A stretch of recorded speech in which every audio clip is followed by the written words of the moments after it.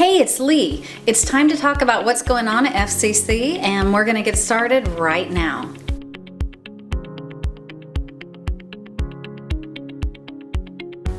Our UFC classes started this past Wednesday. If you're a part of the class, we look forward to seeing you again next Wednesday right here in the Worship Center.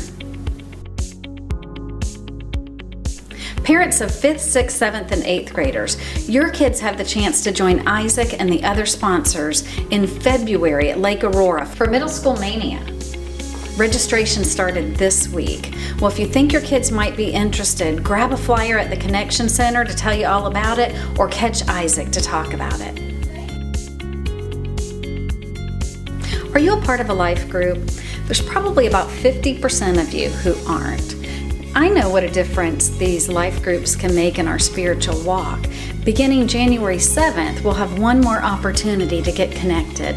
Tina Grimes is starting a group called Tithe. They'll be meeting at Pioneer Park at 7 a.m., come together for a time of devotion, and then you can exercise in any way you wish. Walk, run, ride a bike. Bring your kids, bring your teenagers, and join Tina for Tithe. Tithe looks at God first and your heart, the condition of your heart and spiritual things, and then intertwines fitness and health into that.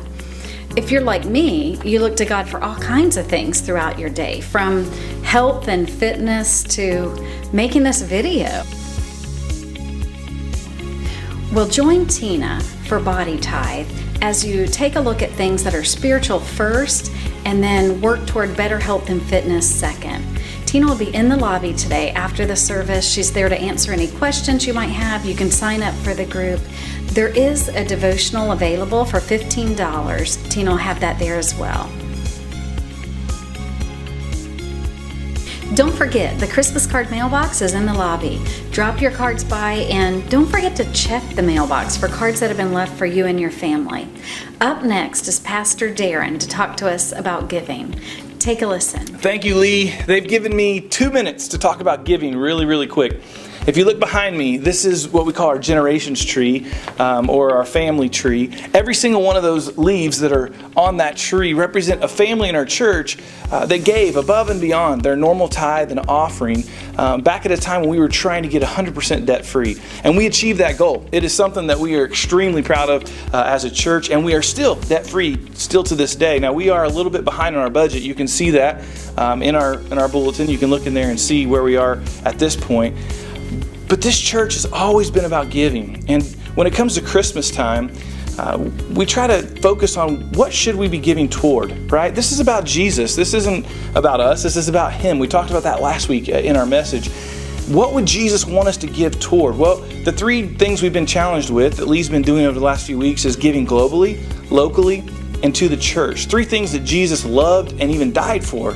And so the global part was giving to a pastor named Elvis over in the Dominican Republic. Elvis already has 60 people meeting in his home, in a Dominican home, which is very small. But they need some chairs and they need a sound system. It's about $2,000 worth of things to be able to purchase those things. So we've asked you to give, and me to give towards this. We've raised about $300 so far out of the $2,000 that's needed.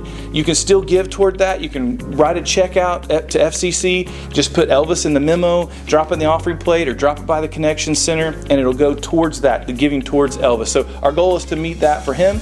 And then we also challenged all of us with the local giving towards the Hardy Help Center, one of the missions of our church. And I can tell you with a lot of joy in my heart that we've already met that goal. So we've met the giving of toys and finances to the Help Center for the Christmas piece. The only part we haven't met yet is the Salvation Army piece, which is the ringing the bell. I think we have 4 spots left. All you got to do is this. This is it. This is the move. Now, if you're a little fancier and you can do that, and reverse it, then that's better. But if you can do this, you can ring a bell. So all you got to do is go to the Connection Center and say, hey, I want to do this. And there's 4 slots left, and then that's full. Okay, so take care of that today.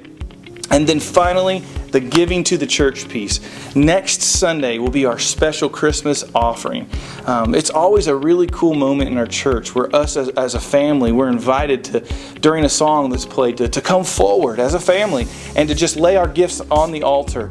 And we have kind of some collection buckets there that they're there at the altar, and we lay our gifts there. It's kind of our blessings. It's out of the overflow and the blessings that God's given us throughout that whole entire year. And so we come forward and we lay it there and we say, God, this is just giving back to you and as a blessing. And again, to Jesus on his birthday. I mean, that's what we're celebrating at Christmas anyway. So it's a really cool moment. So be praying about what it is that you can give. Maybe there's some presents that you can decide to do away with for yourself or others this year and instead give to the church. Our goal is to be able to be back on budget after that offering and to start off 2017 where we're not behind on anything and we can continue to be a blessing to this community. So pray about it, talk to your spouse, talk to God about it, whatever you need to do, and then come prepared next week to give. The guys are going to come from the back and be able to hand out the offering plates for us to give. And again, thank you for being such a giving church throughout all the years and even this year. And I look forward to seeing what we do together. Thank you so much. And now, here's Pastor Darren.